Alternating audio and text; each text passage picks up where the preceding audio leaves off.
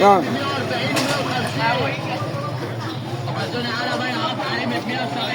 السلام عليكم.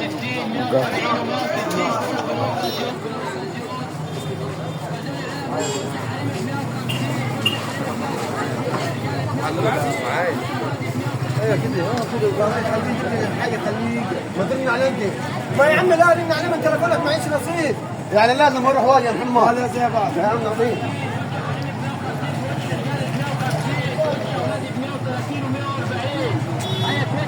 التليفون يا محمد عبده ما قاعدش التليفون عليه الطريق شارع الجديد كل النهارده التليفون بقى يا محمد عبده تليفون مين؟ تليفون انا تليفونك ايوه